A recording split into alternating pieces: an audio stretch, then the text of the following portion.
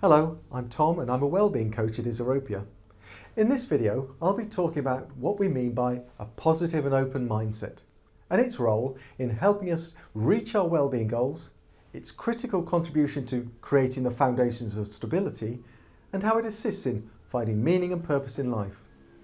Being positive and open doesn't always refer to simply smiling and looking cheerful. It's more about our overall perspective on life and choosing a tendency to focus on the good things rather than the challenges. In this video, I will cover the basics of adopting a positive and open mindset, identifying some of the benefits of approaching life from a positive point of view, and sharing some tips and techniques for cultivating a positive mindset.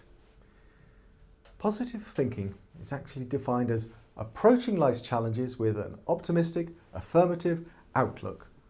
It does not necessarily mean avoiding or ignoring the bad things that happen, but instead it involves making the most of even potentially bad situations, trying to see the best in other people, and viewing yourself and your abilities in a positive light. So, what does a positive and open mindset look like? Well, having a positive and open mindset means making positive thinking a healthy habit, continually searching for the silver lining and making the best out of any situation that you happen to find yourself in. A mindset that's positive and open has several characteristics. Optimism, which is about a willingness to make an effort and take a chance instead of assuming your efforts won't pay off. Acceptance, acknowledging that things don't always turn out how you want them to, but you can always learn from any mistakes. Resilience, which is about bouncing back from disappointment and setbacks instead of giving up. And gratitude, actively and continuously appreciating the good things in your life. Mindfulness, which is about dedicating the mind to a state of conscious awareness and enhancing our ability to set our focus where we choose it to be. Integrity, understanding, accepting and choosing to live in accordance with our own personal principles, which may include traits such as honesty, fairness, decency. Not only are these characteristics that make up a positive mindset, but also by actively adopting optimism, acceptance, resilience, gratitude, mindfulness and integrity in your life, it will help you develop and maintain a positive mindset. Just to be clear, this video isn't about expecting anyone to be 100% positive all the time.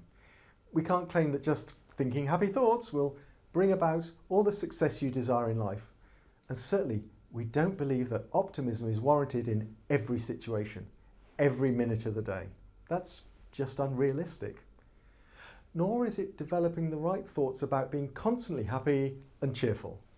And it's not about ignoring anything negative or unpleasant in your life either. It's about recognizing both the positive and negative experiences of life and choosing to still be generally optimistic. It's about acknowledging that we are not always happy and learning to accept that we will experience bad moods and difficult emotions as part of being human. Above all, it's about increasing our control over our own attitude in the face of whatever comes our way. You cannot always control your mood or what thoughts pop into your head, but you can choose how you respond to them and how you handle them. When you choose to give in to negativity, pessimism and a doom and gloom view of the world, you're not only submitting to a loss of control and potentially wallowing in unhappiness, you're also missing out on an important opportunity for individual growth and personal development. According to the work of Fredrickson in 2004, positive thinking and positive emotions broaden and build our resources and skills and open us up to new, exciting possibilities. Building a positive framework for your thoughts is not about being constantly bubbly and irritatingly cheerful, but instead making an investment in yourself and your future. It's okay to feel down or think pessimistically sometimes, but choosing to respond with optimism, resilience and gratitude will benefit you far more in the long run and allow you to create stability, adopt new healthier habits, and discover your sense of meaning and purpose. To quote Derek Sivers, "Even when everything is going terribly and I have no reason to feel confident, I just decide to be. We love this quote at Isorropia because it makes it abundantly clear that no matter what happens in life, taking control of your mind is always a choice. We often tend to think that we need to feel confident, outgoing, happy, energetic or motivated first in order to do something. And if something doesn't feel right from the start, it's not supposed to be. But that doesn't necessarily follow. When we're trying to change or build a new habit, it won't feel right in the beginning. Our brains are designed to conserve energy, and the best way it can do that is to run the same mental loops over and over again so we don't have to devote precious energy to actively thinking differently. When we finally make a decision to change, it will feel wrong. It will feel awkward. Loving ourselves, smiling for no reason, becoming more confident or outgoing, they will all start off feeling a bit like you're lying to yourself. When this happens, a lot of people give up. They become stuck in what we call analysis paralysis. They start to question their entire life and wonder why they can't simply will themselves into being a better version of who they are. Luckily, research has shown a better way. By acting in a way that is confident, outgoing, happy and motivated, we can actually change our own mental state. The outcomes of a positive attitude. Aside from enhancing your skills and personal resources, there are many other benefits of cultivating a positive and open mindset, including better overall health, better ability to cope with stress, and greater well-being. According to many experts in the field, positive thinking can increase your lifespan, reduce rates of depression and distress, improve your overall psychological and physical well-being, help build coping skills during challenging times, and even provide greater resistance to viruses and infections. So, how do we become more positive and open-minded? Well, there are many tips and skills we can learn. However, for the purpose of this video, I'm going to only run through half a dozen or so. You may wish to do your own research as there's so much material out there on this subject. I'm going to start with what's called strength exploration. Becoming more positive can start with a fun and uplifting exercise, identifying your strengths. Identify and write down as many of your strengths as you possibly can in a notebook. Really engage and don't give up. Spend a fair bit of time on this, and if you get stuck for words, look up a strength list on the internet to keep you going. You can choose as many as you like, but try to keep the list of those traits that you think represent your biggest strengths.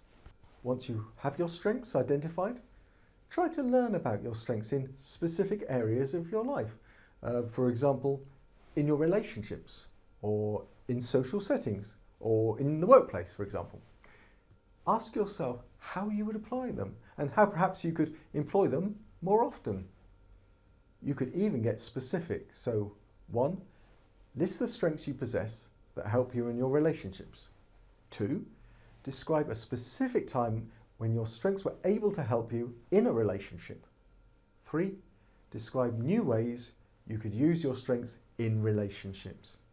You can repeat these questions, but with a focus on other areas of life, such as personal fulfillment or the hobbies and interests, your goals and plans. Earlier, I mentioned gratitude and the concept of actively and consciously appreciating the good things in life. Cultivating a regular practice of gratitude will help you become more positive. You may wish to keep a gratitude journal. Perhaps a couple of times a week, write a detailed entry about one thing you're grateful for.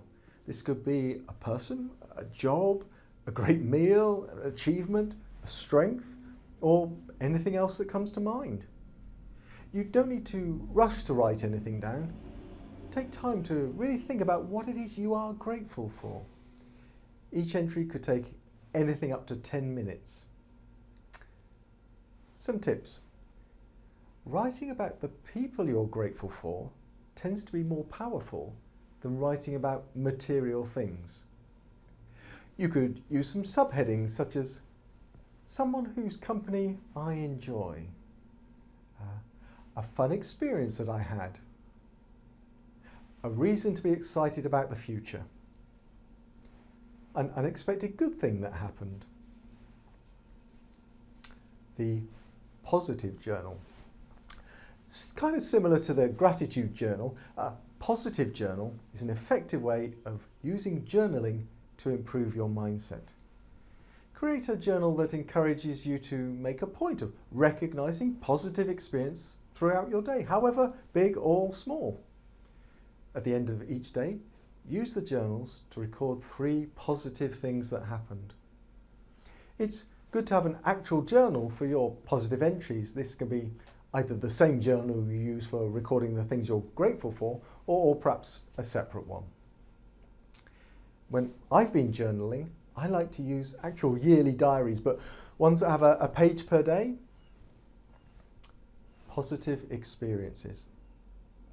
Positive experiences journaling works in a similar way. However, we start by using positive traits as the headings such as courage, kindness, happiness, and contentment.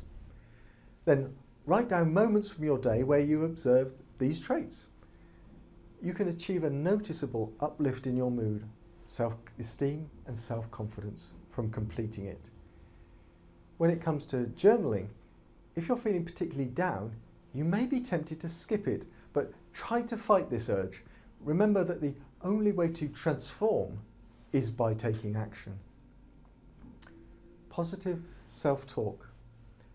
This is an immensely powerful tool and a great way to turn your focus from the negative to the positive and come up with positive statements you can use in future stressful situations or difficult situations.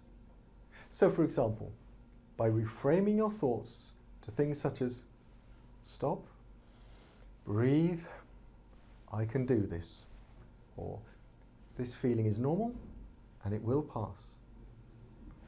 I can feel bad and still choose to take a new and healthy direction. I feel this way because of my past experiences, but I am safe right now. Self-talk phrases like this will give you some time to reassess the situation. Before I finish, I would just like to quickly mention that setting goals and visualizing your path forward, meditation, helping to support others, sharing your positive experiences and engaging in positive affirmations all help to develop and maintain a positive and open mind. Optimism is a strategy for making a better future.